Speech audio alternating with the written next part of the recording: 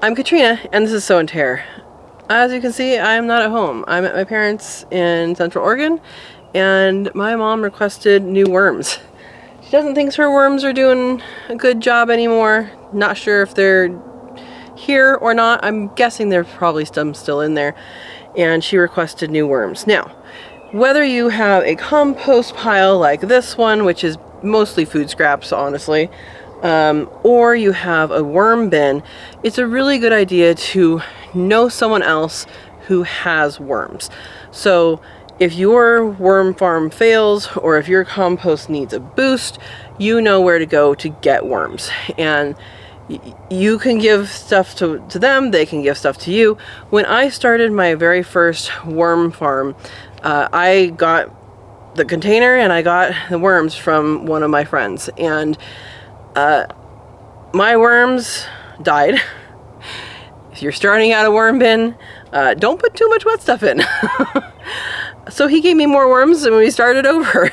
At some point years later, his worms died. There was a massive rainstorm and rain got into the worm bin and they died.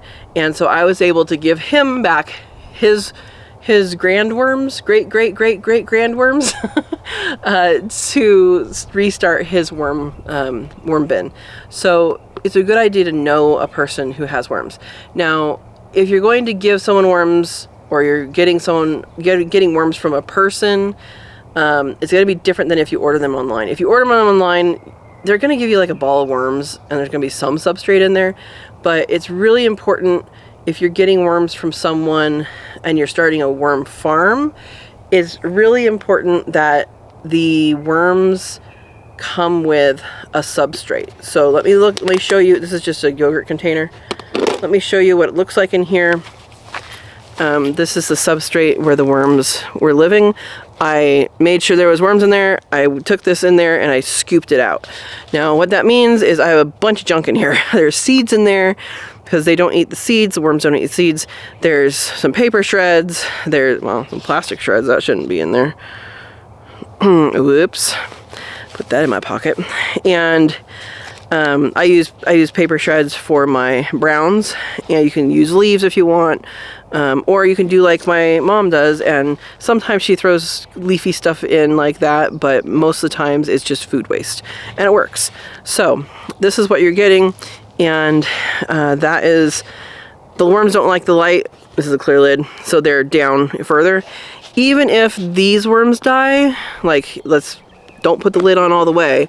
You can put it on all the way for a little bit, but then leave it like that, or punch some holes in it, because they do need oxygen. But if you have worms like this and something happens to them, and as long as they're not drowned, there's still egg casings. The likelihood of there being egg casings in here is high. Now, why would you get it with a substrate? It is super hard to, I don't know if it's hard, it's super specific to get your worm farm going, to have the right amount of moisture, so you can see what the moisture is, the correct moisture is in this, and also this isn't just worms, it's other creepy crawlies, it's other bacteria, it's other things that have been successful in this worm farm, that when you do that and you give it to a new one, you inoculate that, or if you bring it to this, you inoculate that with those good bacteria and all of that. So let me dump out part of this, and you only have to put it on the top because the worms will go down. You don't have to like mix it in or anything. And let's see if we can find some worms for you.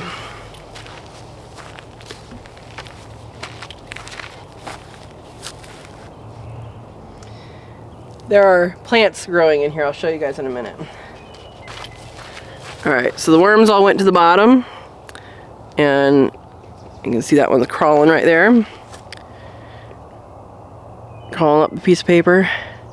So they're in there, and I'm just going to plop them in. Hi, wormy. So we're just going to put this in here, and you can see they're right there. I'm just going to do that. They love melons, so they'll find their way.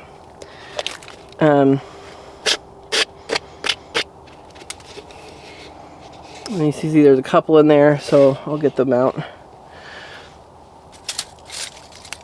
Oh yeah, flowers. She also does flowers in there, like bouquets. Hi, Wormy. Be free. Come on. Come on. This one doesn't want to come.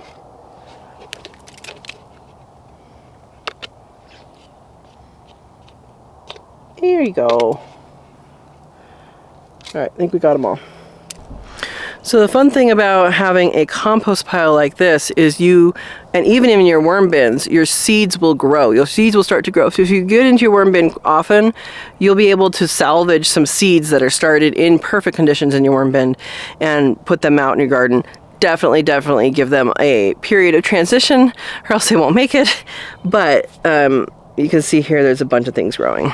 So we have some stuff growing here and here. Looks like they might be squashes or cucumbers or something.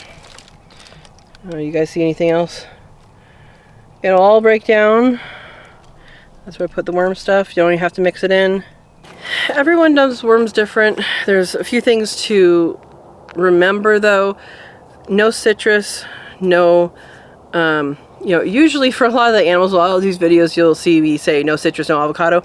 Worms love avocado. Give your worms your avocado pits, the shells. They won't actually get into the avocado pit, but they will get in and around it, and you will even have avocados start. I've had mangoes start in my worm bin, and I mean you can have some interesting starts in there. In fact, I even had my ground cherries, the Cape gooseberries, ground cherries. I bought some at Safeway. They're like opened already and all that. The little lantern is not there, and they were terrible. Well, of course they're terrible. It's a fruit you really should be eating fresh, and should not be picking early. These were very obviously picked early. Once I had, the fresh ones. I didn't like them. I fed them to the worms. Done.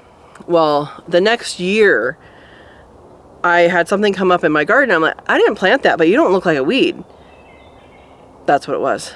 It was ground cherries, and they were delicious, and they, year after year, stayed around. That was at my old property. My newer property does freeze more, so I don't know if they would continue throughout the winter without protection, but they do actually go year to year in an area that either doesn't freeze or doesn't drop very low. So that's exciting.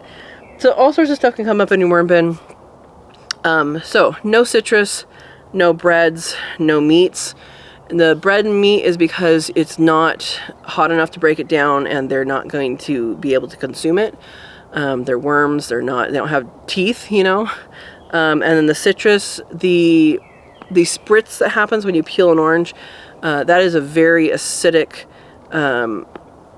oil, and that is what they avoid. So it's not necessarily that it's going to kill them unless you put a whole bunch in there. They're just going to avoid that area, and it's going to rot and form fungus and stuff, and that's not good, or mold, whatever. And that is not good in your system. So those are kind of general things. Moisture is controlled by making sure you drain on the leachate if you have that. If you not, you have a pile, that's fine. And then also adding shredded paper or leaves, some sort of browns in there. So your food waste is your greens, and your browns is dead material. So whatever that is for your system. I hope you enjoyed this video, a little different. And when you are ready to start a worm farm, or if you have questions about that, go ahead and ask. I have a live chat every Monday at 6 p.m. Pacific time. And I'll also put a link up here to the playlist for vermiculture. Vermiculture is what we call raising worms.